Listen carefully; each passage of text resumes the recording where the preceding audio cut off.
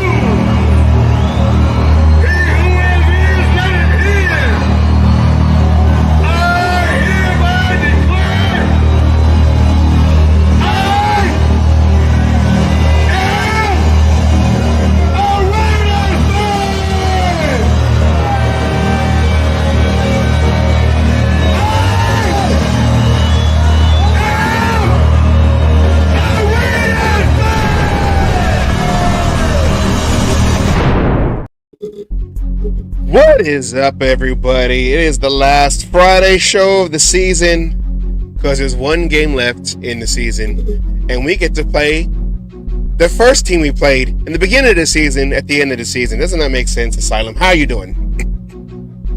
It's a rainbow. It's a no, it's not. It's the Charger logo, okay? Kind of, sort of, yeah. Yeah, so and we have those degradations throughout the season, right? The wins, the losses, fucking, trade rumors, this, that, the other, everything. Yeah, we're just trying to. I'd rather be a rainbow than a goddamn Chargers logo.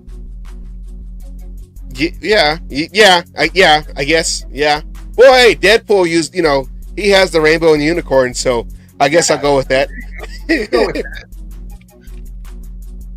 All right, everybody, here we are. Last Friday, last Cage Match Friday episode of this season. So we're gonna go and talk about everything and the Chargers in this game that might not mean nothing, but can mean something because if the Bengals win tomorrow, then the Chargers have something to fight for. Is that how it goes? Well, no. From what I understand, if I heard this correctly, the Broncos got to lose, Bengals got to win, and there's something else in order to get. And I think I'm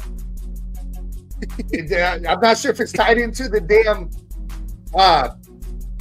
Ravens and Steelers game. Kind of Bengals need some help, but basically it's coming down to, my understanding is Broncos have to lose, Bengals have to win, and there's one more team for some help, and then the Bengals could squeak into the playoffs. No, I'm not talking about the Bengals. I'm talking about the Chargers trying to move up to the fifth seed, or they have like a chance to go up one seed, I think, or something like that. I don't fucking know. Yeah, I don't know. People who put those numbers together, that's yeah. Anyways, whatever. We just wasted 5 minutes trying to do NFL math. So, and if I didn't know any better, Jeff, I'd slap the shit out of you for this comment right here. All right. If I didn't know any better, if I could reach through that camera, right fucking there. Oh, wait, wrong button. There you go. All right. Before we go into the show, let's do our favorite subject, or the thing, the shameless plug. Here we go. segment, the shameless plug. Here we go. All right, everybody, go to the YouTube channel, The Cage Match Show. Like, share, subscribe, give a thumbs up, hit that bell so you know every time we have a video, a short, which everyone has been hitting up our latest shorts, and thank you everybody for that, as well as Wednesday's video. We appreciate you all. That way you know when they drop and you can watch, like, and do all of that. If for some reason Roger Goodell wants to be a cunt for some reason, then you can catch us on Facebook at the Oakland Raiders Savage page. You like how I changed that up, huh? The Oakland Raiders Savage page on Facebook or my page, Asylum. After the show, go ahead, visit WGG. Check out, browse their variety of different powders to make your new energy drink. Hey, you know, you might even be able to mix it up a little bit and create your own. Anyways, visit WGG, figure it out. Go to the checkout, put Cage Match, one word, in the discount code to get 10% off your entire order. And like we always say, when you think of wins, think of dubs. When you think of dubs, think of www.gg. Go there. Just like Asylum said, discount code, Cage Match, one word, CAGEMATCH. Go there, check it out. They got good stuff. I have my W bottle right here, so I'm representing the dubs, the W's. All right, Dub Nation, Warriors, and your B Dubs. Go there, check it out. It helps us out. That's our only sponsor right now, you know, because we're still growing. The little show that could. And after that, go check out the Compa Fabian. I said that right. The Compa Fabian. Go to www.r4lifer.com. That is RaiderNationForLifer.com. To remember the website, go there, check out his merch. I usually wear hats by the man himself, but like I said, I just, this gray hat, it's fitting better right now, and so I like it. So I've been wearing this, and then when I get a new Raider hat, then I'll rock that one. So I do got to go on there and get some merch from him. And also, shouts out to RaiderMan19, RaiderMan19.com. Go there, check it out. He also has his own merch, the Raider Oath merch that you hear at the end of the intro. We want to thank him for coming on the show on Wednesday. When Raider Man comes on, it's, you know, we're going to go overtime because we just talk about everything. So shouts out to Raider Man. I like to talk. Yes. And I'm not one of them. And happy birthday again to Raider Man. His birthday was on the 1st. That's right. That was one of the main reasons why you wanted to get him on, to represent Raider Man, a big part of the show. And like we always say, it's not going to happen this season because the season's already going to be over. I know there's a home game this Sunday, but now we have a whole, 6 months? I don't know, 5 months for the next season. Way too long. It's going to be a long off season once again with a whole bunch of other mess. The new season starts in 4 months. Okay, I guess it's gonna feel like a year. Well, it's gonna feel like fucking a year and a half, but technically it starts in March. Yes. Well, that don't count. Talking about some on the field action, man. Not on the paper. We got the greatest team ever, and then it's going to count. Just not for what everybody else wants until all the firings and this and trades and draft and all start happening. Yes. And then when all that happens and is over with, we want to try to get Raider Man to that torch, light that up, get him to do the Raider Oath, the Oakland Raider Mystique with the Las Vegas Raider Way, as it's coined now. We want to get him up there because he deserves to go up there, light that torch, get the whole stadium, Allegiant Stadium, fired up. So that is the goal. That is the goal of this show. All right, Asylum. Am a Raiders fan. I am a Raiders fan. Yeah. All right. We got one game left. One game. How important is it, Asylum, for this one game? I mean, it depends on how you look at it and everything. To me, it's important to a lot of players, a lot of coaches. You know, there's importance to this game. As the title says, right? Last impressions before decisions. Mm-hmm. Plain and simple. You got players who are fighting to stay on the team. You got players who are playing for their next, for the next team. It's an audition. You got coaches doing the same thing. They're auditioning for their next job. They're auditioning to keep their job, everything like that. So, this is probably out of the last handful of games, this is probably the most important game to all these players and coaches. Yeah, and Not even for Brock Bowers to break that last record that's right there in his reach. Right there. I mean, 8 more catches to tie, 9 to break it. And you know what? Yes. I just got this gut feeling Brock Bowers might just get force-fed for that record. I mean, I would like to see him, finish his rookie campaign with 4 records, and then a Raider record, which he surpassed the reception record that Amari Cooper? No, Amari Cooper, yes, for the rookie. But also the tight end that we had and traded away to the Giants, and then he became a rapper, and then that didn't work out. So Darren Waller for the most he's already broke that record. Yeah. No, I know. He's got the Raider record for that. He's got the Raider record. That could be 6 records he owns total, 4 NFL wide, 2 Raider wide. Yeah. Let's get it. Let's do it. You can do it. Yeah, I was just trying to find that video of him going off on the Saints, but I'll find it. Anyways, yeah, so Brock Bowers, that is one person that and to Brock Bowers it's not important because he'd rather win, but for the record books and to show that that number 13 pick, our first pick of this past draft, wasn't a waste like they usually are. That would be another record for him to get, and most importantly, for around the league, a lot of coaches, including our own, that Black Monday is the following day after NFL games regular season is over, and you see on this list Doug Peterson, our own Antonio Pierce, Shane Steichen, Gerard Mayo, Brian Daboll, Mike McCarthy. The Indianapolis Colts coach, it's already been said he's staying. They're not moving on from him. And I know Gerard Mayo, Gerard Mayo. I know that they had said that no, he's our guy and everything, and then there was the rumor that that everyone's favorite coach that everyone wants, Vrabel, wants to be a New England Patriot head coach, and that's like Patriot or bust. But you heard something today, right, Asylum? Yeah, that Vrabel actually interviewed today with the New York Jets. So he's already got one interview in the books. Obviously they can't sign him if that's what they're trying to do.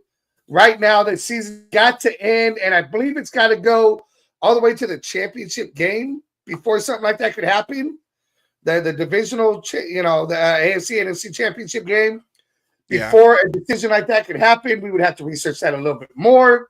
But he's already got one interview in the books. I've heard the same thing about the New England Patriots. So who knows where Vrabel could end up? It might not be where not everybody. Might not be where a lot of Raiders fans want him to go, which I'll be okay with that because that means we're probably keeping Antonio Pierce. Yeah, and I know, if you look at the record of Vrabel, I have it way over here. If you look at Vrabel's record, yeah, I understand. I get it. Why everyone wants him to take over. If that was the case, if Antonio Pierce is going to get let go after this game, regardless, win or not, regardless, because if you look at his record, 54-45. 54 wins, 45 losses. He's made coached 5 playoff games, 2 and 3 in that. The 6 seasons with the Titans. But I'm not trying to rain on his own parade. But you see, I mean, like, how come after he was let go by the Titans, and I read that the reason why the Titans let him go is because on the bye week he went to the Patriots. They were having like a ring of honor for him, so he went over there, and that kind of went into the decision of the Titans letting him go. I don't know how true that is. That'd be kind of stupid that that's what you based it on. Right? I mean, But he's being in the ring of honor. He's being, I get it's an enemy. I mean, it's a bigger enemy for us than it is the Titans, but it's one of those. He's being, you can't. That's like Tom Brady. Which already has, but he's gonna get mad at Tom Brady for going over there too because they want to retire his fucking number. you're with the Raiders now. What are you doing over there? I know, and I thought that was funny because I don't know if that was kind of like what tipped it over. Like, yeah, we're gonna fire you because you wasn't you went back over there and whatever. But I mean, he didn't get a coaching job right after. No. There wasn't really that many coaching jobs available going into this next season because even Bill Belichick didn't get a job. Huh? You know who else didn't either? I was gonna say Bill Belichick. I was like, his coach. Yeah. I mean, that happens a lot though. There's a lot of coaches when they get fired, either by choice, their choice, they take that year off, or a lot of teams sit there and do, don't pick up on them like Belichick, like Vrabel, shit like that. And then that next year, everything's together, go, and then the talk's out there and, all this shit. I mean, so I'm not too surprised about that. Not to mention, like you said, not a lot of choices were out there at the time. There's definitely more choices this year than there was last year for this. So he has more options now, right? So maybe he chose to back off a little bit and see what's available after the 2025 season. Yeah. 2024 season, 2025 year, however you want to fucking call it. And you seen on the graphic, I gotta give me some glasses. Some prescription sunglasses. You see on there that he was currently the coaching and personnel consultant of the Cleveland Browns. So he wasn't out of football. He was still part of an organization. He wasn't technically coaching. Like I don't think he was like doing like on the field stuff, but he was still part of an organization, still coaching and personnel consultant. So he was still involved in football operations. Yes. So it's kind of like when you had Sean Payton. In a way, I'm not coaching football. I'm just doing media, so I'm covering football. So I'm still around football. Then I can come back again and coach football, or like John Gruden, right? Same thing. Huh? Right? I went to fucking whoever. I was an announcer. I did all this other shit. Now I want to come back into football. I've been part of football. I know what's going on. I know what a football still is, so I'm here. So yeah, so that's a big story. Well, not big story. It's all over.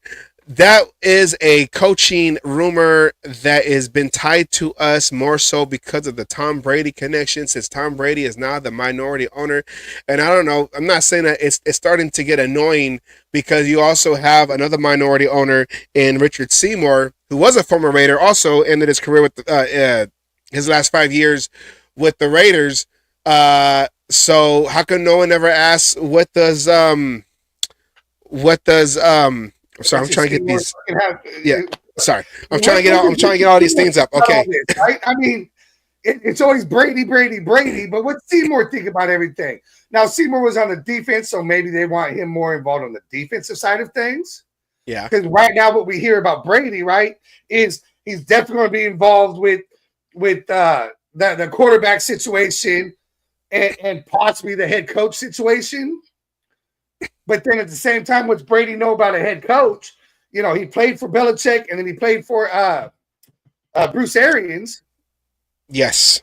Right? So, I mean, he chose which coach he went to after he left Belichick, but it's not like he had a choice, when he was drafted and shit and going. So why does the quarterback information and having input on that, as much as I don't think it's the greatest thing, I can understand that, but on the head coaching part, what the fuck does he know about a head coach? He played for the head coach.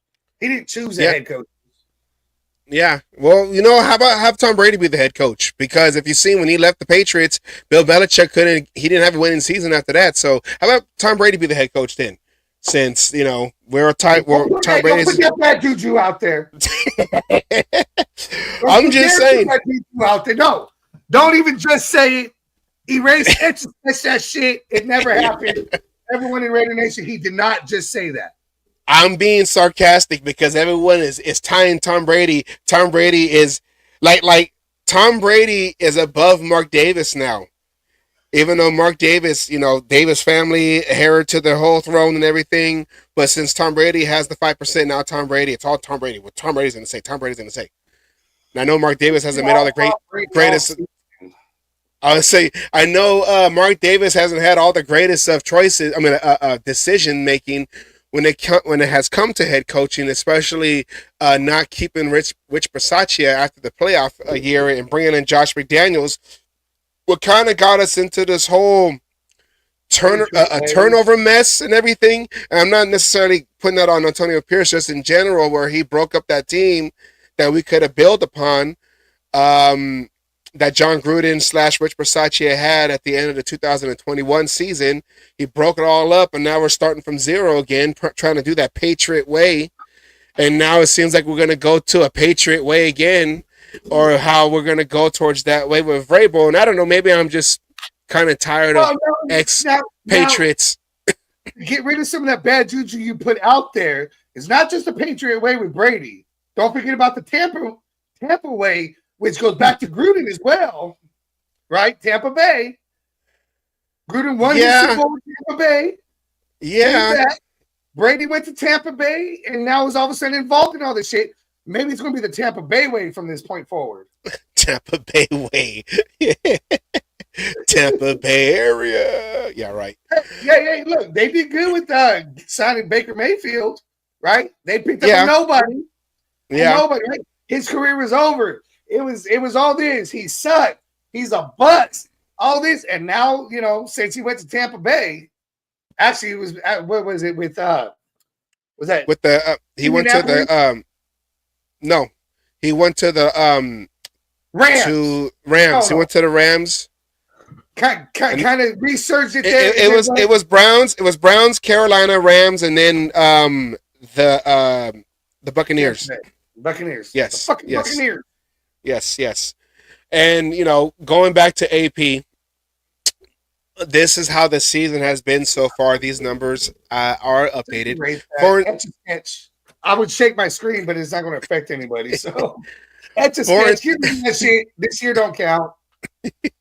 The 4-12 record, this is just his as an act, outside of the interim. So this is him, full-time head coach, 4-12 record, 25th ranked offense, 32nd in rushing, 82.4 yards a game, 28th in scoring, 18.1 points per game, 10th ranked the defense, and that's been climbing, especially with all the young players, the rookies, the undraftees, all those guys stepping in for... Yeah. Yes, because of the injuries. So 10th ranked defense, 24th. Which is good. Yeah. Actually, they were 10th. 10th? No, they were a little higher than that, 8th or something. Whatever it was. We were top 10 last year. If we could end it this year the same way, I'd be happy with that. Defensive coach, good defense. Defense wins championships. You see where I'm going with this.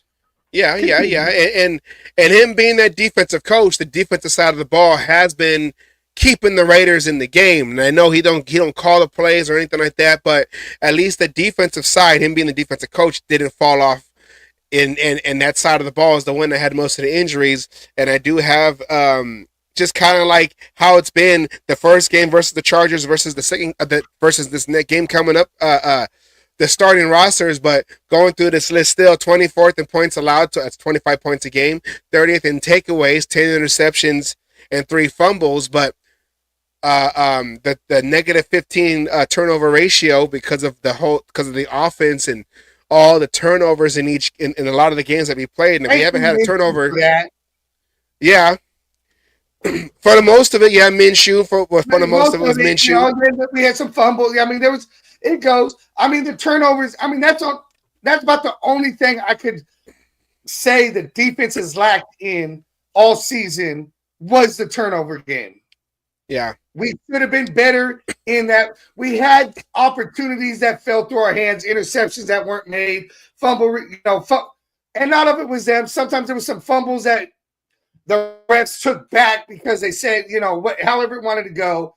But that's the only knock I would have to say we could truly put on this defense, considering how the defense has played all season, is the turnovers. We needed to be a little bit more better in that. And the offense, don't get me wrong, like you said, that negative 15 in the turnover ratio, we gave up 15 more turnovers than we got. So the offense is on there too. But that's how you change the game. And that's how you turn around great field position, all that shit is a few more turnovers. And it's been picking up. It's just, I wish it was a little bit more earlier in the season. Yeah, and I guess you can say these young guys who were having to get thrown into the fire, now they got a couple games underneath their belt. They are starting to, I guess, because they had to mature faster than they thought they were going to have to. Probably like next season, this offseason, they were going to get, probably more playing, more involved in the starting defenses or whatever. So being that they got thrown in there so early and they had to kind of learn pretty fast, the fact that they're starting to make plays, is a testament to this coaching staff on the defensive side, because you got these young guys that are making plays. You got Palamau back there covering for wow, man, for Epps. Wow, my mind is off right now. For Epps, who's been hurt since the early beginning of the season. We're a team. That's why you got me. Yes. Thank you. That's how it's supposed to work. That's how teamwork works, man. Teamwork makes the dream work. Yeah. So with that, well, you have. You go on there. Spillane. He had 3 interceptions last year. He's only got the 1 this year. What? Yes. Oh. I need a W. There you go. See? Right now, you go, but Palamau stepped up. Morgan stepped up. But the injuries that we've had in key positions on the defense has hurt us as I'm saying, into contributing to those turnovers, because we're not getting the pressures that we should from the defensive line, because basically we got, older guys and guys trying to fill in. You got, like you said, Palamau stepping in for Epps. Yeah. And shit like that. And it took him a minute to get that feel and go. You got Maury, who stepped up this year. What is this, year 4 for him? So, yes. It took him, up until this year, step up and go. Jacorian Bennett, up until his injury, was stepping up and things were going good. It's just, we've had all kinds of situations. We can make all the excuses in the world. We just, as I was saying, had hopes of things going bigger and better for this defense. Yes, and if you went to our cage match YouTube page, you saw that we have put out a short little, giving a little shout out to Palamau, kind of bringing back the old school Raider, Jack Tatum, George Atkinson, assassin hitman. I was trying to think of a name for him. All like the Enforcer. I was trying to think of another name. I was all like I don't know. I had other ones. I was working on that last night. You know what? I like the Enforcer. If he could do this again next year, I could give him the Enforcer. That was another one I thought of, the Punisher. Okay, so you know what? We got 2 votes for Punisher. Okay, right there. Oh look, no, yeah. Sorry. The Polynesian Punisher. I can go with the Punisher too. I like both of those. Of those. I do. You know what? Let's go with that one, the Polynesian Punisher, because he's a nephew of the Flying Hawaiian. Boom. Coin that. You heard it first here. You heard it first here on the cage match. If anybody else tries to take that, that is, first of all, wait, we got to give credit. Okay. That is a collaboration with Pigs 76. With the Punisher. And then the Polynesian Punisher to finish it up. So you know what? That's 50-50 They got to split it between the two of them. Yeah. If anybody is being made off of this, hey, Jet, you got to share it with Pig 76. You know, you got to share it. It's just the way it works. Somebody, you had the more typing to do, but I like it. Punisher, Polynesian Punisher. I like it. If he can do it again next year, I like that. We got it going. We're going to have him. Can't call him Soul Patrol. We're going to have to come up with a new name for that too. Yeah, I know. We got to upgrade that. So funny, like I said earlier, you're an adult now, and you're going to have to learn.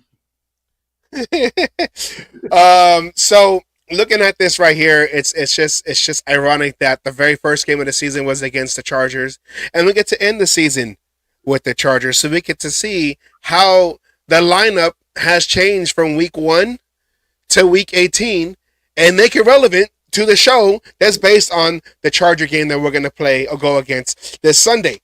Now, this is the offensive side. In week 1, you had Devontae Adams as receiver 1. Now it's Jacoby Myers. You had Cody Whitehair taken over by Jackson Powers Johnson, who should be at center, but injuries to that. Should be. I agree with that. He needs to be at center. Yes. Dylan Parham, still there. Thayer Munford lost his job and against the Ravens. Well, he got injured against the Ravens, so that's when got injured against the Ravens. DJ Glaze, the rookie, came in and hasn't let go of that position since. Michael Mayer had that break, but he was in that first game. He's back now. Trey Tucker takes over for Jacoby Myers is receiver number 2, so that's now Trey Tucker. And of course, what should have been in week 1 is now in. Yep. I even saw an article. By it was Rich Gannon.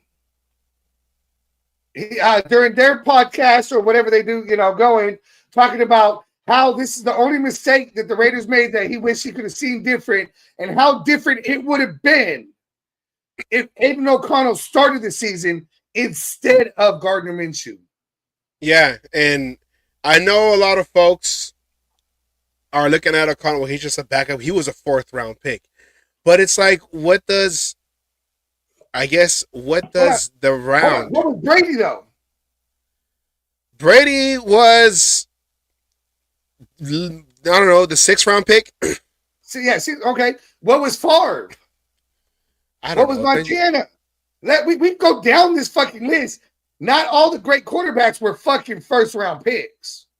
Did you hear I saw my old manager today, and he told me, because he's a Niner fan, he goes, "Hey, sir, I heard that you guys are trying to inquire about Brock Purdy.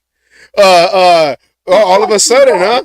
Your Warriors, your Raiders want Brock Purdy, huh?" And I'm on like, that's not me. I like O'Connell, but Mr. Relevant, Brock Purdy, Brock Bowers, Brock to Brock. Brock to Brock, hey. Brock to Brock. This is what we are right here. This is the cage match show. Yes. We've been Team Ramrod since day one, since that preseason, his rookie year preseason when he was lighting it up. We feel like he at least should have been a second-string quarterback on that. What are you doing? I'm trying to. Oh no, I'm not trying to do that. Sorry, where did it go? Fucking. It's right here. Thank you. Sorry, we were trying to bring it back. My bad. We thought O'Connell should have been a second-string quarterback on his rookie year at least, even though we both felt like he beat out Garoppolo, but Garoppolo was Garoppolo. No. guy. Garoppolo was the starter, but he beat out Garoppolo. He beat out Hoyer hands down. Garoppolo's only highlight was that slide in that Denver game, the first game of the season. Which was what? Game 1 of the fucking season. Yes. That was his only highlight. After that he pulled it. Minshew followed Garoppolo and started to throw interception after interception after interception. Yeah. So, but McDaniels had his people and all that, whatever. But O'Connell should have been the starter going in, and I know it was like, okay, well, Gardner Minshew, he's the veteran. Throw him in there. The offensive line is not put together yet, so Minshew will be able to run away from all that. But with the inconsistency of the offensive line, with the inconsistency of Luke Getsy, added to the inconsistency of Gardner Minshew, equal to inconsistency of offensive production because the running game suffered. All that suffered. But when O'Connell came in, on whoever the coordinator was, he brought stability to the offense. Now, we were still, he still was, I guess now he's, out there running the offense in a real game that gets the offense, but it didn't look like how Minshew was running around in a circle, boom, then he gets hit, running around in a circle, boom, fumble. Run around in a circle, overthrow, boom, interception, pick six, whatever. So, glass swap below. So that was. I'm surprised he's not here yet, but Anna likes to call him Jimmy G String. Yeah, well, he's still in the league. If you're wondering, he's over there with the Rams. So. He's just chilling back there. He left. But what's he doing? He's backing up. Yeah. Stafford. Yeah.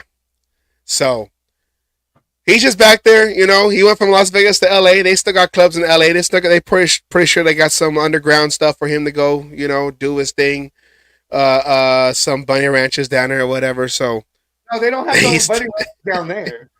Well, it's Hollywood, okay. So he probably porn stars. San Bernardino, I don't know. Yeah, they got the porn stars and shit, so you probably see him in a porn video coming up. Yeah. Jimmy G spot. I can probably somehow fuck that up, pull a hammy, and fucking not even be able to finish the scene. Can you imagine him? He's in a movie and he's over there and this movie. Jimmy G spot in. Under center, and he's over there, and injury. bringing the back up, bring it back. Oh, anyways, okay. Okay. Okay, we're getting off topic right now. All right, going to the defensive side. He handles balls. Now this is where it gets interesting on the defensive side of the ball. As you look on week 1 of the season. You had Max Crosby, John Jenkins, Christian Wilkins, Malcolm Kuntz, Divine Diablo, Robert Spillane, Nate Hobbs, Jacorian Bennett, Jack Jones, Javon Morig, and Marcus Epps. If you look at it now, only John Jenkins, Divine Diablo, Robert Spillane, Nate Hobbs, Jack Jones, and Morig are left. The other ones, Tyree Wilson, is thrown in again to fill in like he did for Chandler Jones last year. Charles Snowden, I can never say his first name. DeCamerion Richardson, Isaiah Palomar, they have been in the starting lineup for the last couple of weeks now. So you see right there that the defensive side of the ball has been the one that got hit with most of the injuries. So it's going to be almost a different team or different lineup that the offense of the Chargers will be going against because of all the injuries that the defensive side had. But with that right there, the Raiders have been able to hold their own and keep them in games. I know they had a couple blowouts here and there, but to been able to keep the team in games. I mean, that's, like I said, that's a testament to the defensive side, all them coaches, Patrick Graham, who we're not sure what's going to happen with him after the season. It was reported that he turned down a contract extension to be coordinator for us, so we don't know if that means anything, if he's going to just try to go for a head coaching job or if he's going to move on to coordinate somewhere else. But that I honestly think We're talking about Patrick Graham. Patrick Graham. Sorry, brain fart there. I think the only reason he did not accept the extension is because he doesn't know the situation that's going on with AP right now. I think if AP stays, he'll stay. But if AP goes, he knows the new head coach is probably going to want a different defensive coordinator. So that's why he left his options open. Yeah. Yeah, and that makes sense because you know for sure that when the new guy comes in, he's going to want to clean. If a new guy comes in, he's going to want to change everything up and, you know, have his own guys there because that's, you know, when you're a head coach coming into it, you want to have your guys there that you know and trust. So, but that can also, like I watched Patrick Graham's press conference the other day, and they were asking about, you know, Leonard, the D-line coach, and that they've worked together for a long time. And I can see that if Patrick Graham moves on, he goes with them. And, you know, him working directly with Max Crosby and those guys on that front line kind of ties into what Max Crosby had said last week or 2 weeks ago in his podcast about, you know, I want to know what's going on. I want to know what are we going to do to try to get this ship going the right way. So these are a lot of these questions that I don't want to say will get answered on Monday. Hopefully on Monday they make a decision, and I'm down for AP getting one more shot at this. And I know people are upset about the draft pick and us falling down to number 8. And if we win this game, because maybe the Chargers don't play everybody, if not start them, if not sitting everybody for this game, maybe they're just going to play like the first quarter or the first half and take them all out if there's nothing to play for. So it could be a game that we could win. I don't want to say easy win, but a more obtainable win. So us ending with a 3-game winning streak probably would drop us down to what, 13 again? A little bit down there. Hold on. If we're at 13, I trust Telesco's pick. 100%. Lucky 13. So Lucky 13, and that's a good number for me. And so, you know, and this is the season that we kind of have been going through. And like I said, there's the injuries and everything. Like you said, injuries hurt. Injuries hurt the team. That should be good. Injuries hurt the team. But with the injuries and all that, huh? That might be the name of our next show, the title of our next show. Injuries hurt the team. Injuries hurt the team. And you know, with everything that's going on and the uncertainty of everything, the one thing that has been consistent is the play of the players. They're still playing hard. They still believe in AP, if that is any kind of constellation for him to stay. But that's at least that's the one thing you see is these players haven't given up.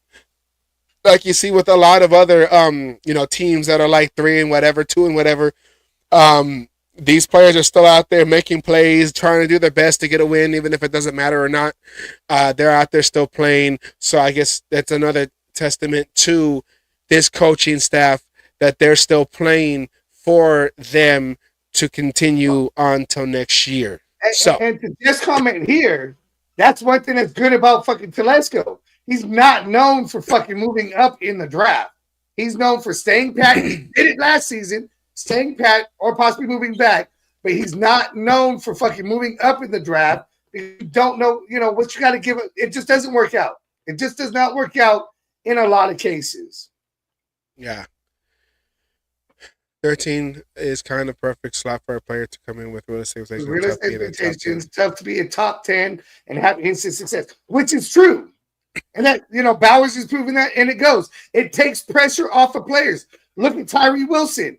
Picked 7th overall. Everyone's got all this talk about him. Yeah, he's playing well, but because he was picked 7th and went in earlier than he was exposed to, was not the plan and everything else. I'll take that off real quick. You know, people are calling him a bust, but I see the potential in him and things going, and I think he's headed in the right direction. Yeah. And do you think, because we didn't get a quarterback last year, do you think that the Brock Bowers pick I know he started off early and was making plays, but do you think that anybody really had high expectations for Brock Purdy? Brock Purdy. For Brock Bowers, see, I said Brock Purdy earlier, now it's stuck in my head. For Brock Bowers at 13, do you think that people really had like real high expectations for him, being that we already had a tight end that we drafted last year, and him, like I said, him at 13? Did you think that people really had high expectations for him being picked at that number 13 slot since we didn't get a quarterback? I'm sorry, I was reading comments. What was that last part? Sorry. My bad. I know. Don't give me that look. Don't give me that fucking look. Okay. I said, being that he got picked at number 13 and wasn't a quarterback that got picked at that number 13 spot earlier this year in the draft, do you think that people really had high expectations for Brock Bowers for Brock Bowers in this season? I know we started off early, and then you see he got the records. But do you think people going after the draft, going into the season, that they really had high expectations for Brock Bowers to do what he's done since? I'll say it like this. I know there's a few people, and we're talking about probably count on one hand here, who I know who had great and good expectations for Brock Bowers. But I guarantee a majority of Raider Nation were pissed off, didn't know what the fuck they were getting with Brock Bowers. They didn't get the quarterback. We already had a fucking tight end. What the fuck were we doing?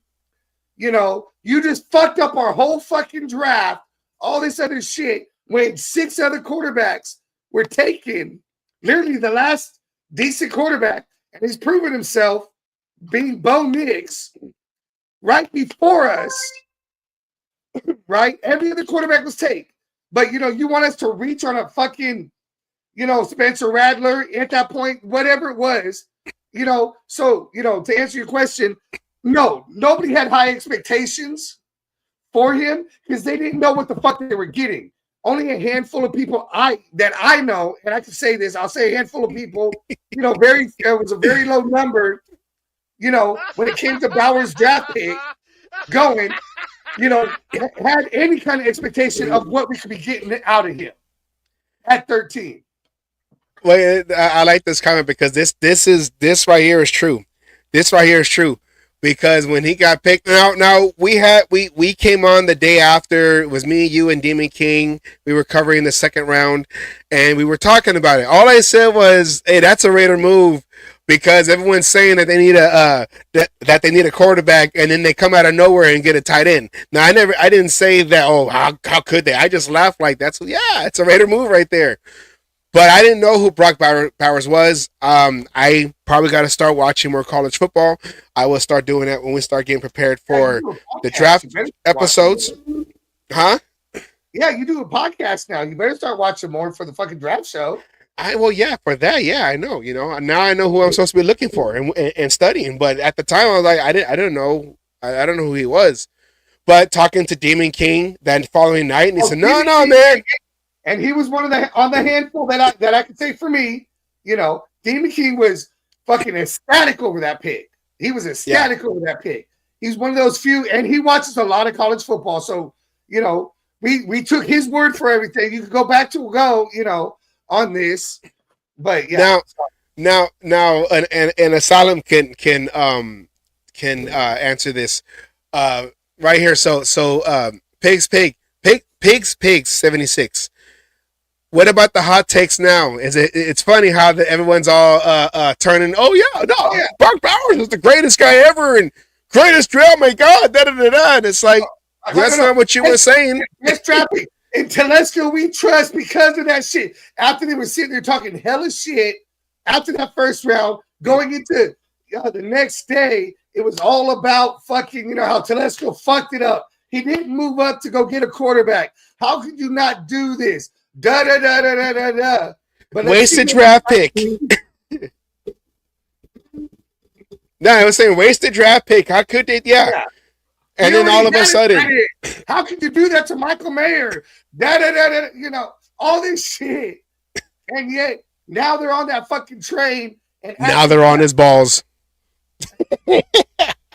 That's usually a bad thing when you got 3 balls, but in this case, it was pretty fucking. But I mean, yeah, you got people who are trying to jump on the train and act like they were fucking for it all to begin with and shit, and act like the internet don't remember.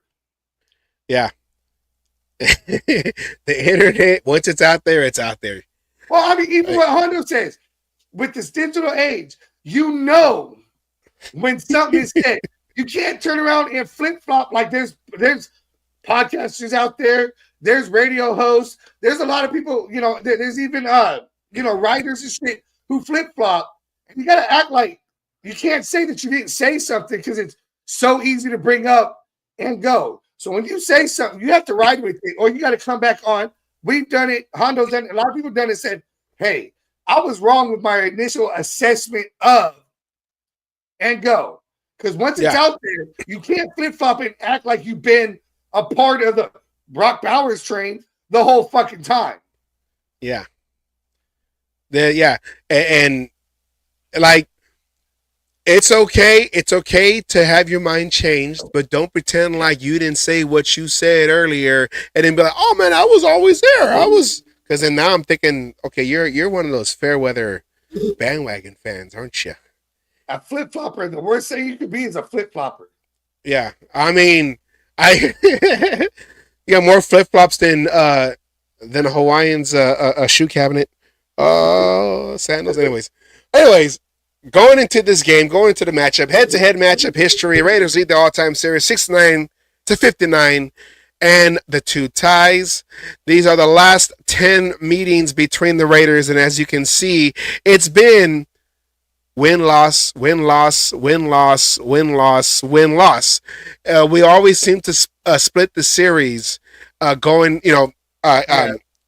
for each season, especially the last few seasons, as you see right here. So technically, that means that we should win this game, continue the trend, and we'll start again next year. All right. Good night, everybody. See you later.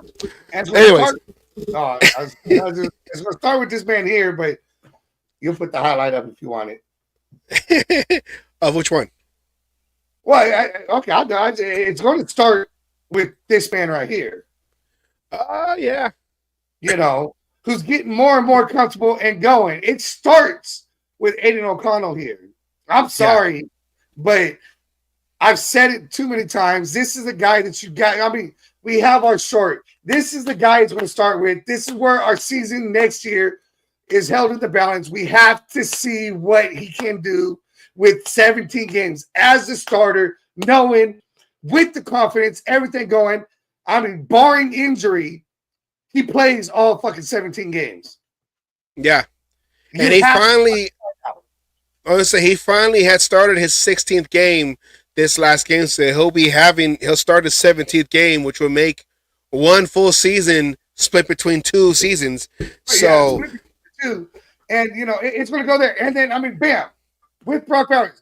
He's got this chemistry with the Trey Tucker, with the Brock Bowers, and we've seen it with Brock Bowers since he's been able to come in and play. He's got, with the Jacoby Myers, he has this chemistry there. Not only are the players playing for the coach, but on the offense, they're playing for their fucking quarterback too. Yeah. And, like you said right here, I mean, okay, and we go here. Comparing stats to CJ Stroud, he is either equal or just under CJ Stroud. I mean, he was picked in the fucking 4th round. He was supposed to be nobody. It was everybody else. And CJ Stroud came out of nowhere. And then there's Aiden O'Connell. Plain and simple. You can't give. He's building his confidence. And the more confidence he gets, he's a statue. But what did we see 2 games ago? Yeah. We saw that boy running around. He could do what needs to be done. He's learning. He says, my first year, I didn't think it was right. What fucking, me to come out here and start yelling and talking to these guys. Who the fuck was I as a rookie quarterback? But this year, he's like, I'm willing to do it. I'm willing to go. He's been more vocal. He's doing what needs to be done. He's learning. Isn't that what you want out of your starting quarterback? Somebody who's learning. Most quarterbacks, not most, back in the day, great quarterbacks. Step. Why did they sit for that first year? So they could fucking learn. O'Connell's learning on the fly, and then bam, he's showing you everything they say he can't do. He fucking ends up doing. Let's give him a full fucking season. Let's see what he can do as the number one guy. No ifs, ands, or buts about it. Give him an offensive line. Get him a running, I still think we got the running backs on the team. I know people disagree with that, but, that goes whichever way you want to go with, on that. But give him an offensive line and watch him give you 10-plus wins next season. Then see everybody on the train. I always had faith of Aiden O'Connell. Asking you shall receive. Asking you shall receive right here. This is the comparison between both players. Now, these are not games started. These are overall games. Yeah, overall. Overall games. Hey, look over here. Huh? I was going to say, well, that's got to include. That doesn't seem right. O'Connell has 19. Well, he's played more games, but he hasn't started a lot because he's came in to another couple games. But I don't know. Maybe it's an old stat. I don't know. I had it. No, I'm not gonna go easy on it. O'Connell's good for fucking 10 wins as a starter. Yeah. In his third year, he's good for 10 wins as a starter in his third year in the NFL.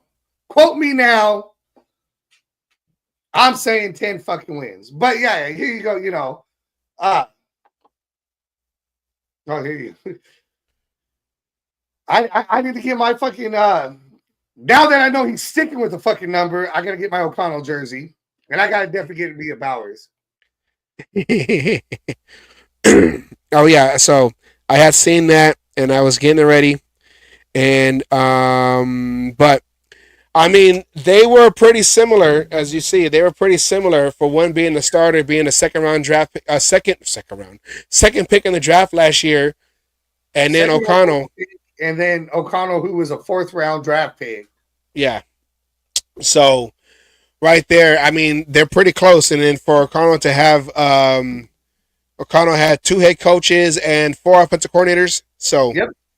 Right? I mean, that they're alone with those stats. Bring those stats up again and say that again, and then tell me how good those fucking numbers are. 2 head coaches, how he can't get 4 offensive coordinators. That consistency. In this season, no real run game until the last couple of games when McCormick played, and then Abdullah had the 100-yard season, 100-yard game last week. But and no offensive line. Yeah, and no offensive line.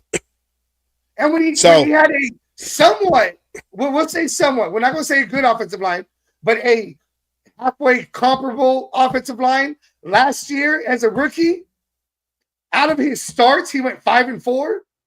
Yeah. I'm not counting that Chargers game because fucking you had your head coach sabotage him. So he had a halfway decent offensive line and went 5-4. Give him an offensive line, and you're going to tell me he can't get 5 more wins out of that? Yeah.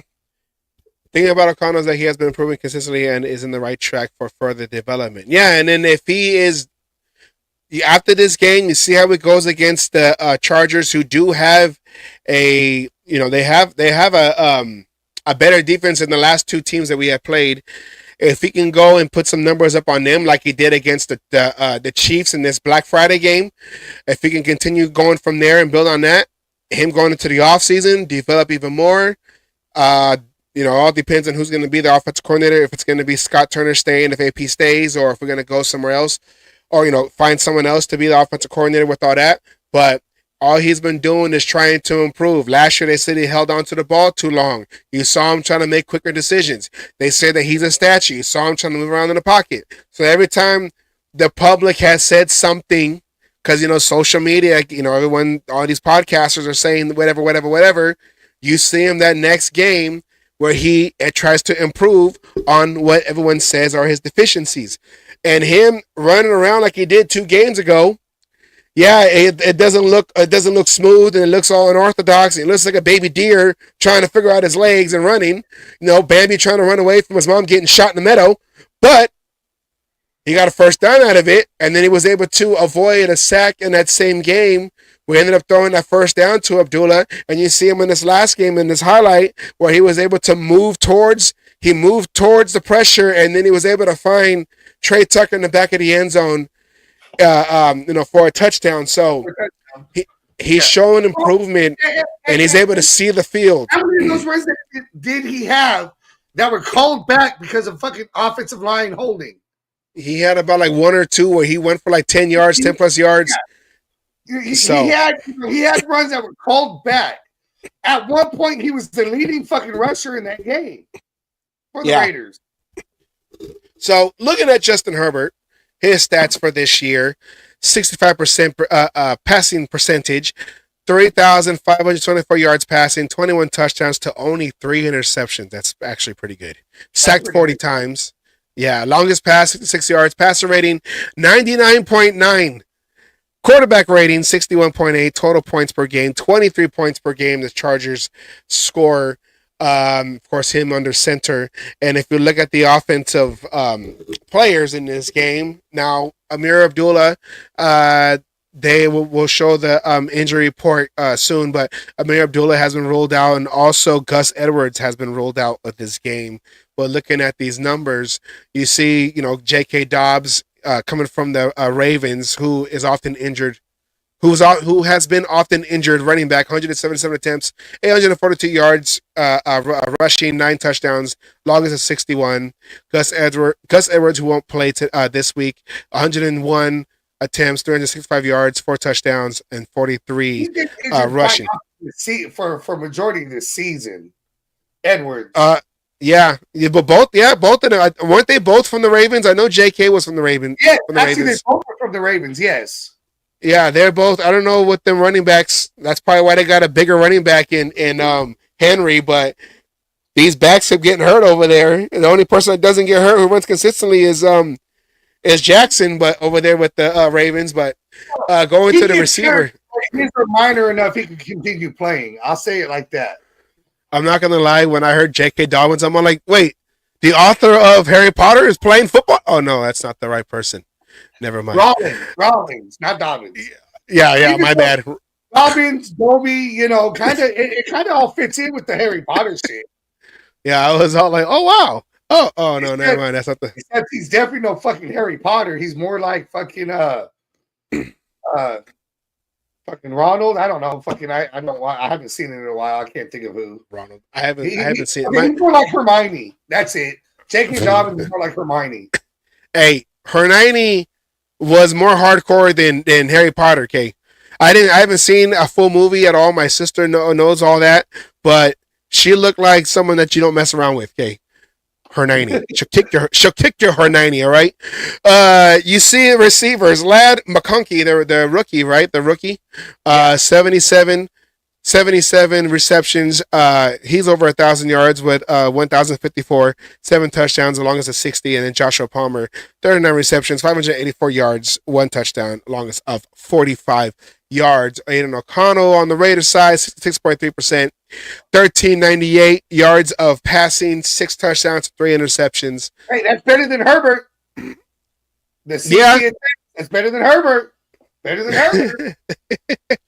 Alexander Madison will be the starting running back in this game. 126 attempts, 400 yards, 4 touchdowns. Does that mean we're going to see a little bit more fucking Lave? Maybe Lave, even the other guy that we signed. Collier. Yeah. Like that. Might be right on that one. Okay, I forgot about him. I did forget about him.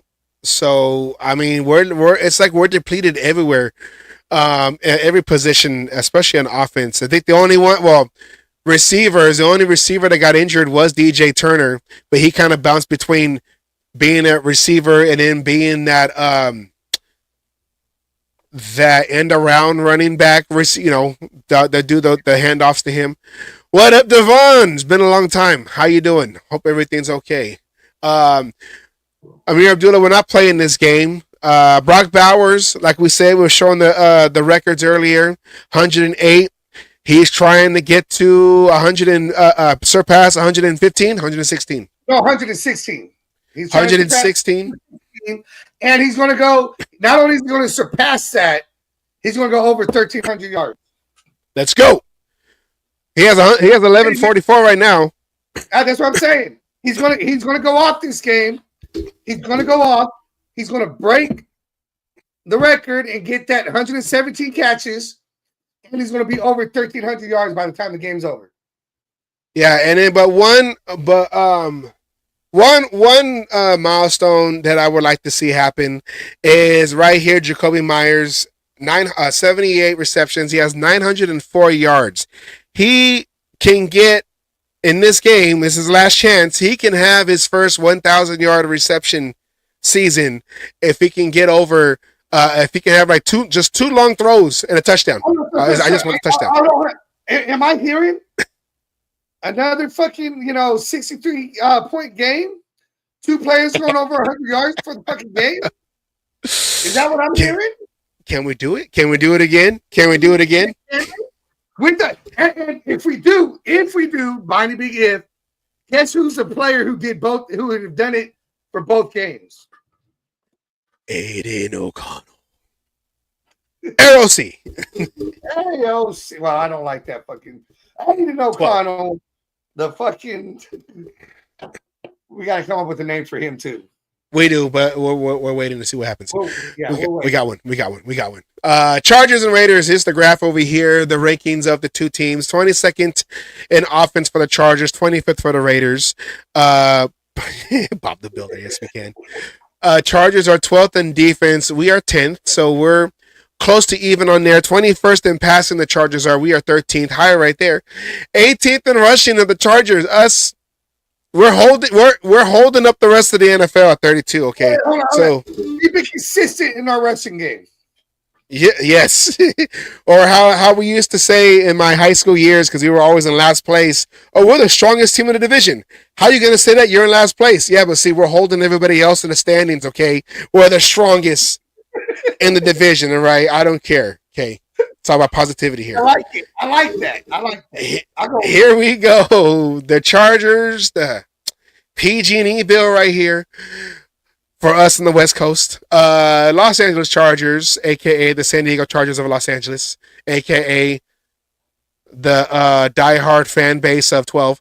The offense, their offense, 314.9 yards a game, which is 22nd, 109.1, which is 18th. Their rushing yards a game. Their passing yards a game, 205.8, which is 21st. Points per game, they score, like we said, 23, which is 12. Total offense is 22nd. Their defense, 328.1 yards a game they give up, which is 12th. Rushing yards, they give up 122.4, which is 16th.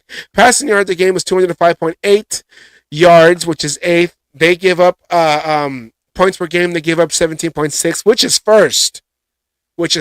Total, 12th in defense. Looking at the Raiders side, 305.6, 25th yards a game. What? That's the points they give up? Points they give up. Okay. Yes. First in the league. They're first in the league, so they got a pretty good defense. 305.6 yards the Raiders in a game.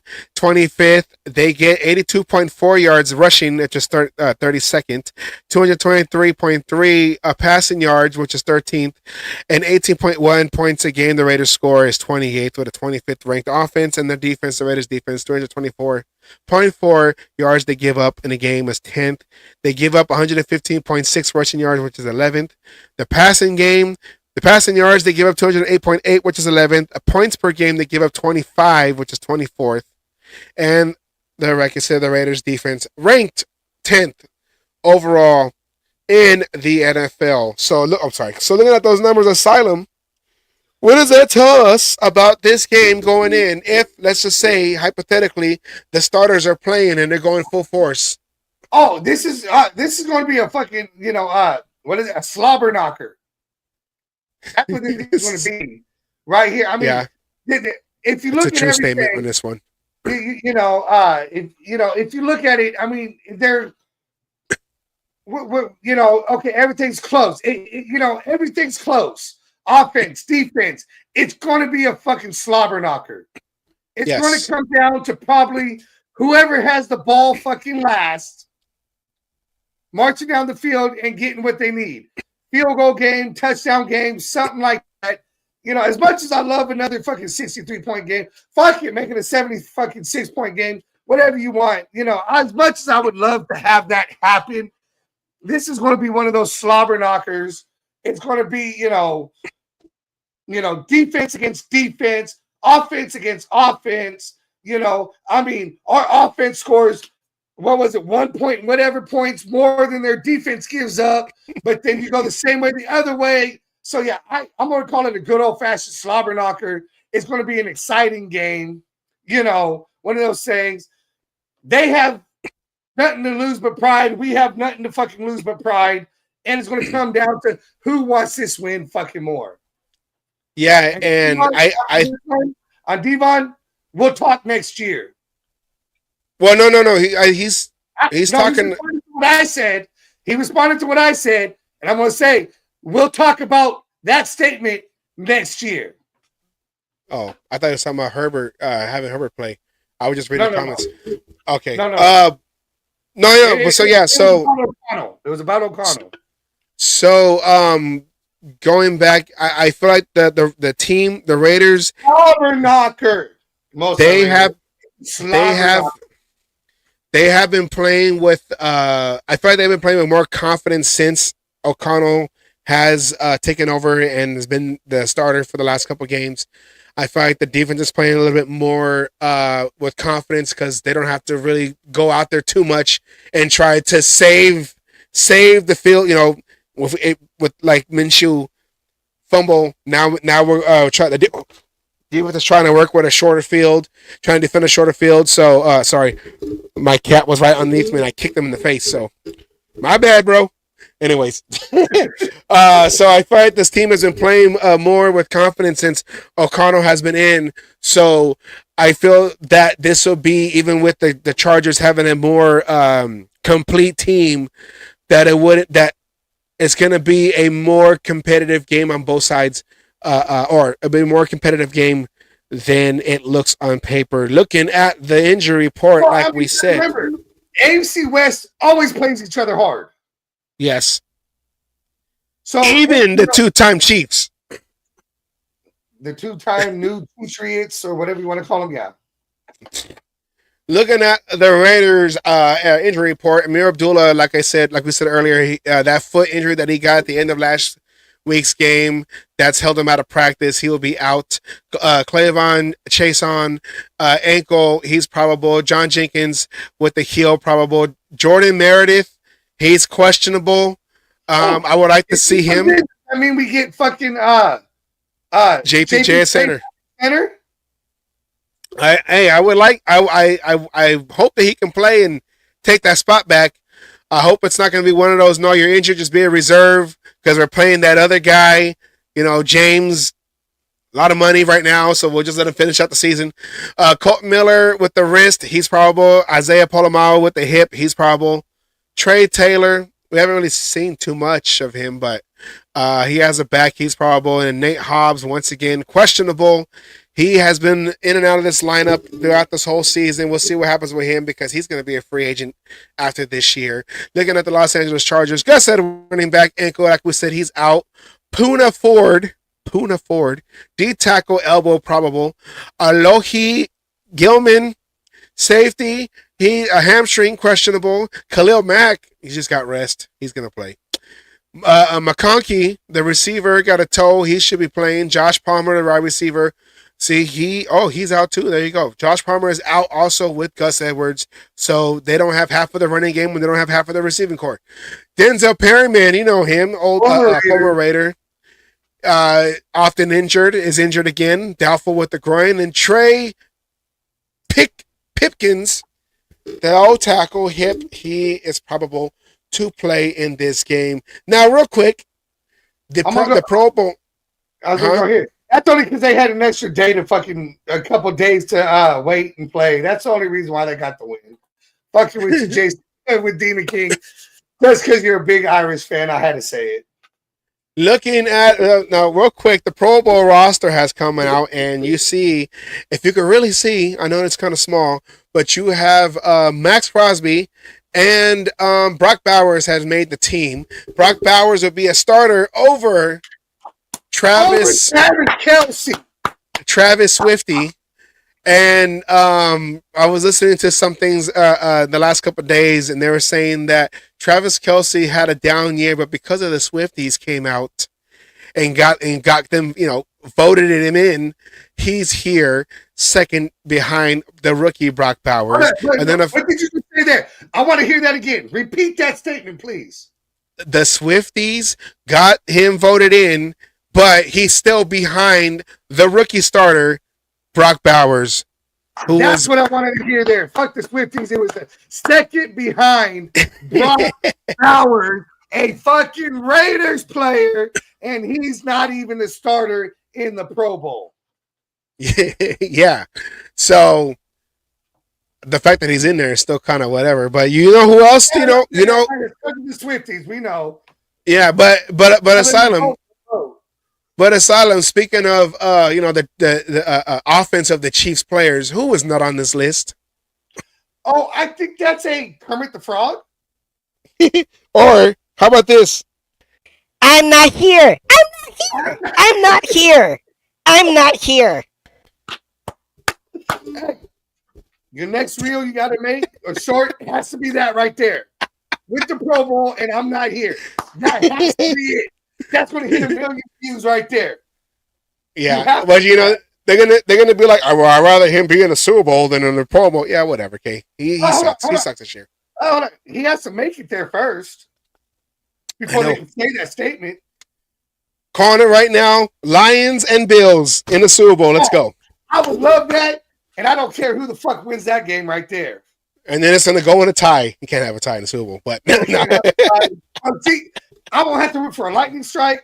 I can party. I don't care who wins. I'm just looking for a good football game, and that would be a hell of a football game. Bills versus Lions. Come on. They love the Kermit. They love the. I'm not here. I'm not here. So, all right, and you got to figure that out. You got to do it with oh. I'll talk to you later. I think I got the perfect thing to try to do, and you do that. Yeah, I think I got that for you.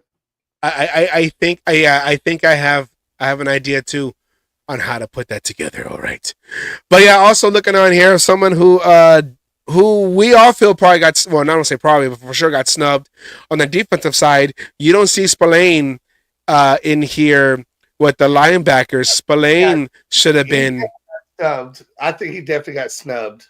Yeah, you have on here inside linebackers Zaire Franklin from the Colts and Roquan Smith from the Ravens, and then Nick Bonito, Denver, and then Khalil Mack outside linebacker. Even though he plays more end, but outside linebacker is in here, and then T.J. Watt, who kind of is more of an end, but he's. Whatever. He's kind of like Crosby everywhere. TJ Watt for sure. Yeah. But I mean, the only one I could say that I could question on there that going would probably be the Khalil Mack choice. Yeah, for sure. But it has nothing to do with the of anything. That's just in everything you've heard, everything you go, you don't see Khalil Mack's name in a lot of shit going on. Maybe he played steady enough, but I think there might have been some other players that probably could have made it in ahead of him based off of just the way they were playing. Yes, and I would agree with this because I had Jonas Smith on my fantasy, and he got me some points. So I would go with that. And for sure, and the Raiders better get him re-signed before he hits the market. Oh, yeah. No. That's the one mistake I think Telesco's made all season is not re-signing Spillane. Now, as we do at the end of every Friday show, we do a little thing called Know Your History. And I know it's not too far back, but this was when the Raiders had the Chargers at the end of the season a couple seasons ago, where it was whoever wins gets in, or if we both tie, we both get in. They both get in. And this is where the Chargers fucked up and pissed us off. Is that the one that pissed us off?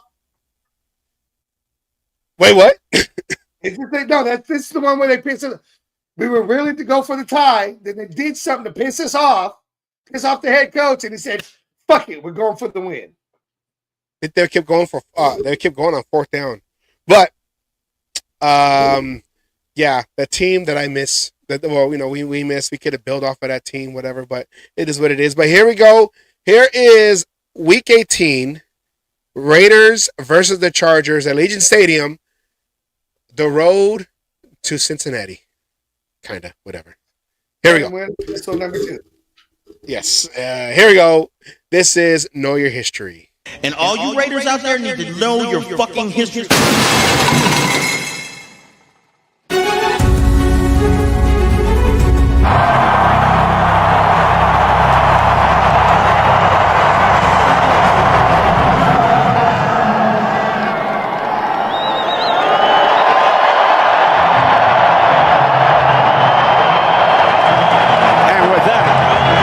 The torch starts to burn brightly on the biggest game the Raiders have ever played in the state of Nevada.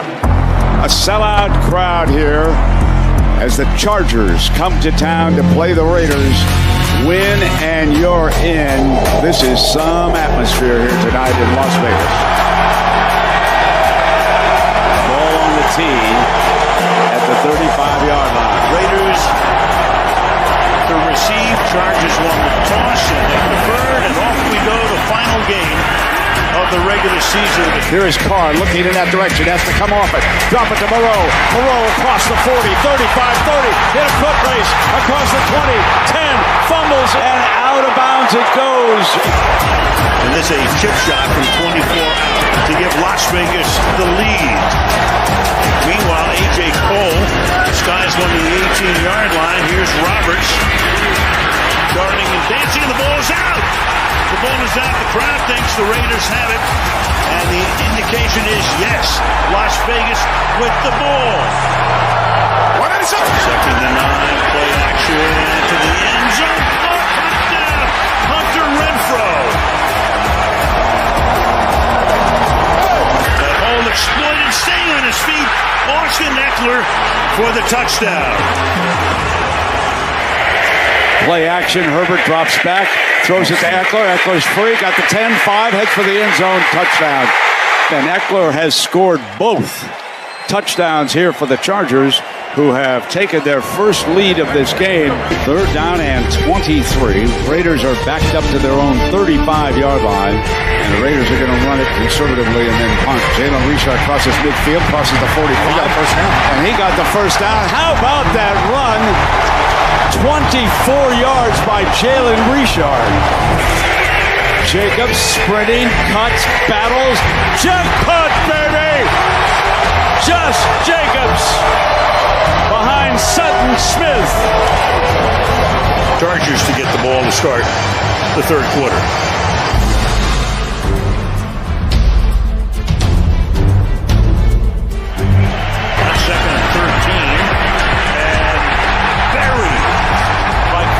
Jefferson. Yeah, this would be as long. This is 51 yards. Here it is. Off to the one side. No good. Going for this. Well, they say they are anyway. I mean, this would be the gamble of gambles. Herbert's under center. Here's Eckler. He's in the backfield. He didn't get it. Raider football. Raider football. 3rd down and 3. Here comes Herbert. And he gets going to be sacked. Back at the 21-yard line. Mad Max Crosby.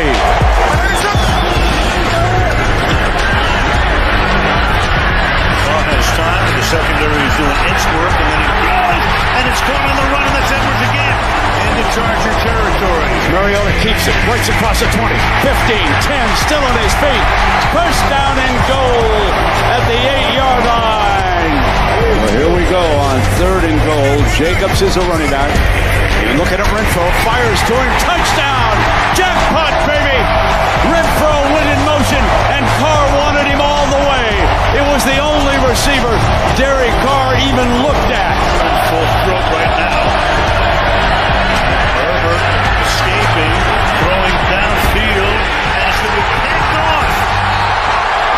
Casey Hayward with the interception. And Hayward, another of the ex-Chargers. Now from long distance, they're trying to make it a 15-point lead. And the kick is good. Stays perfect. Raiders are back on a 4th and 21 looking coverage. Herbert has time, fires deep end zone, caught in the end zone. Touchdown Chargers. Here we go, 2-point conversion. And that is going to be hauled in for the 2-pointer by Eckler. Let's see if Herbert gets a clean pocket here. Herbert firing, and it is going to be caught in the end zone by the big body Mike Williams. Insanity. This is just insane. And we are going to overtime.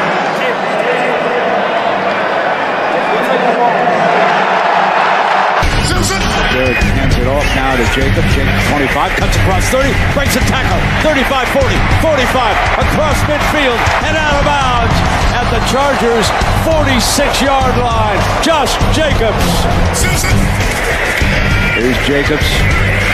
Breaks again, 40, 35, 30 to the 29. The man's on fire. This will be a 40-yard attempt to put the Raiders ahead in overtime. Cole will put it down. Carlson, who's never missed in this stadium. And still has it, just barely.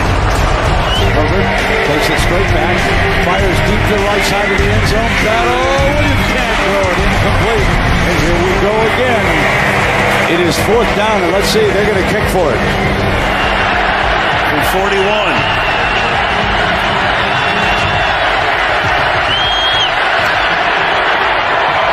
Roll, baby. We ain't done yet. Carr's going to look downfield with a throw, and that's going to be at the 42-yard line, Brian Edwards. And now you've got a 3rd down and 8.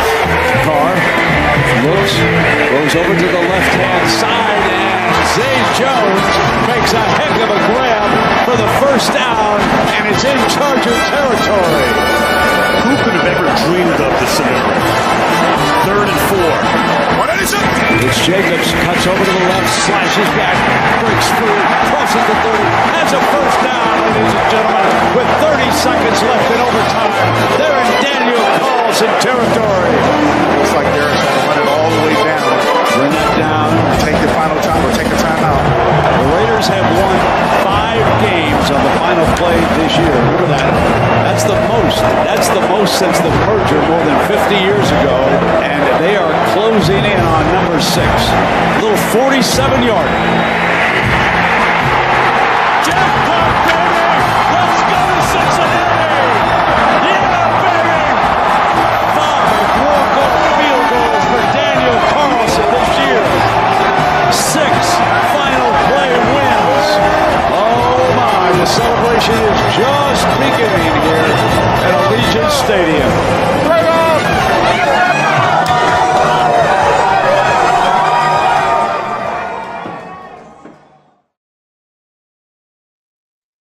Oh, I wish we were having this going on right now again. Damn. You know, and I was hoping, I said in the beginning of the season, I said, watch that last game, the Raiders and the Chargers will be to the playoffs. Yeah, that didn't age well, but didn't happen. Well. I was hoping. But yeah, I seen Jeff on here. He had said that he knows I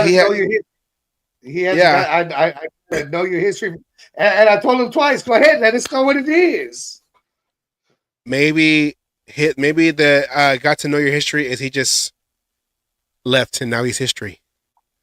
Now get he's ready for his next show. No, I don't know. No, I'm just joking. I'm not sure if he does a Friday show. He might be doing a Friday show. Oh, there he goes. Oh, it's not that. I don't give a fuck if it's dirty or not. What is it? Yes, what is the history? You got the suspense going. You had 8 minutes right there to let us know, and the suspense is killing me. Speaking of knowing history or just, knowledge and teaching and all that, the end of the season, of course, is this Sunday. So Wednesday, that should be a Peggy Wednesday, right? Yep, next week. Yep. So that means class is in session and see what how she feels, and maybe and I know where he's going with this. What is up, Raider Twan? What is up? He's in the whatchamacallit's in the by the way, honest and not cut off live. I know, and I red flagged. I got red flag trying to upload a video because music used is copyrighted, even though I used it at a fair. So whatever, I changed it up, whatever. Anyways, hey, you know what? I called Roger Goodell a cunt. That's what it was. Well, this coming Wednesday, Miss Peggy should be on, and we get to hear what she feels, and hopefully, there's no big news, meaning that a coach was let go, Black Friday. But if it's so, Miss Peggy will have her view on that, whatever happens in the next couple of days going into Wednesday. So, and then I seen that, rest in peace, Morris Bradshaw, former Raider, he said passed away today. So it's not been a great year, not great year, but just the last couple of weeks, you've seen athletes, passed on, and then of course, what has happened the last couple of days. So, I'm just tired of seeing death. Okay, I know it's probably old age, whatever, but, I don't know what he passed away from, but yeah. For the round, get mine started, so I get myself as an official Raider Booster Club. But it is what it is, and yes, RIP. Former player, he was a big part with the Raiders with all that shit. Yeah. So rest in peace, Morris Bradshaw. All right. Oops. Sorry. So we'll be back on Wednesdays. So Wednesdays is our staple show, and barring what happens on Monday, we don't know. Black Friday. I'm sorry, Black Monday. Yeah. So come back on Wednesday. For sure Wednesday, and we'll get to hear from Miss Peggy, and it's all good. It's all good, Jeff. It's all good. It's all good. So, Black Sunday, Monday, yeah.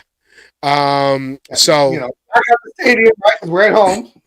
Yeah, and then hopefully we don't have a Black Monday where something bad goes. Yeah.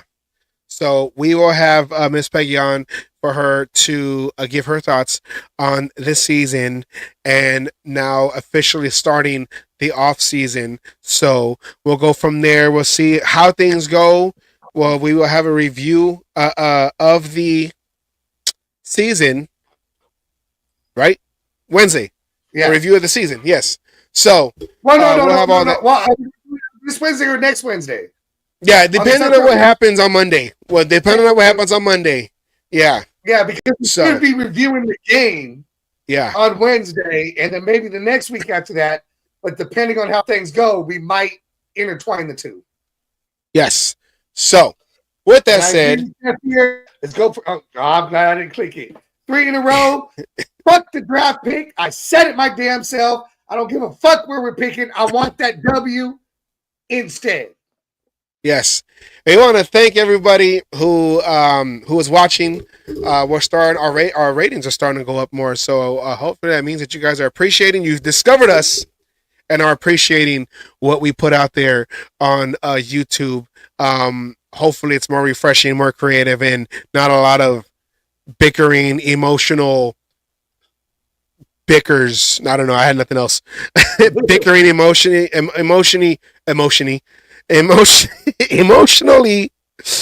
bickering people and spreading rumors and all these falsehoods until nothing. With the off season, I think it's going to get worse. I know, but see, that's what keeps the off season interesting. Well, that's what keeps us having the show at this point. Yes, thank you very much. Thank you very much. We appreciate it, and hopefully emotionally, yes. And we don't have a segment. We don't have a stuff for it, but did I still have it right? I just want to play it. This is for all those who kept getting upset and everything the last couple of days. Here we go. When you have great coaches. Not that one. When you have great coaches, not that one, this one. I'm just trying to tell you about my feelings and that I'm angry and I'm trying to get some closure on that. And I'm looking forward to seeing you next week at that thing, and hopefully you make one more move on me, you mother... Emotional damage. Let's just go with this win. Doesn't matter now. The tank hasn't tanked. The tank is still full. I don't know what the tank... The tank is... there's no tank. Ain't full. It's almost empty. That's why we haven't been taken. Oh, yeah. Well, you know what? Whatever. I don't know what the phrase... Okay, because I don't use the word. Hey, hold on. We just did a whole short about it and said, y'all know my feeling about the whole thing about tanking. Yes. And... I'm not here. I'm not here. So, all right. That's going to come out. With that said, we want to thank everybody who's been watching, everyone who has subscribed. We appreciate it. Thank you for everybody in the chats, everyone who has who participates in the shows. We appreciate it. Like I said, even though there's an off season, we don't believe in off season. Asylum has been in every single live show that's been aired, with the exception of the reruns, because we're just replaying. But live aired shows. Well, you were on. Well, yeah, I guess the recording. Yeah, so your face has been in every single live broadcast that has been on this channel since we started it the beginning of last season. So we will continue to bring on any news and break down whatever else that goes on out there. We got the free agency coming up. We have the draft coming up.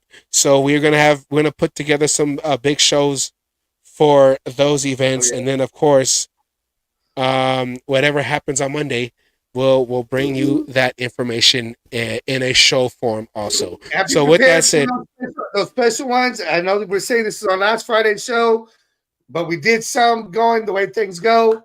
If any breaking news comes out during the off season, we'll do those uprise shows. Keep an eye out. Make sure you liked, subscribed, and hit the bell on our channel, on the YouTube channel, The Cage Match Show. That way you know when we do those last-minute shows and be able to catch and be a part of it. Yes. I like to be like Tony Kornheiser. Tony Kornheiser. I can't talk today, man. I think I need an off-season. All right. All right, Raider Nation. We appreciate that. And we appreciate you guys. And we'll come... We appreciate you, and we'll come back on Wednesday, and hopefully not Monday. We'll come back on Wednesday, and remember, I'm not here.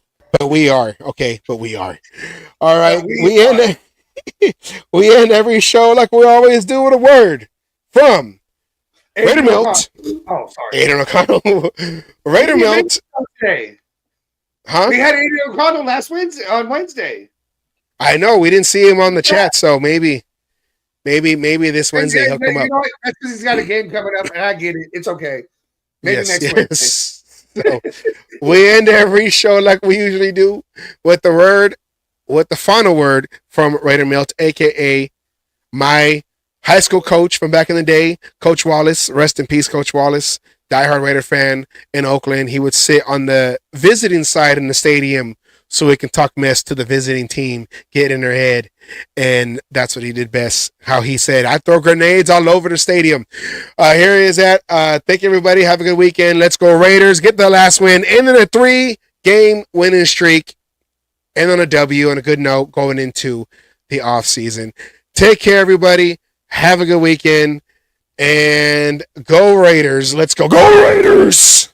Raiders. Oh, my God. What happened? All right. Something happened. All right. I pushed the button. But here we go. Peace out.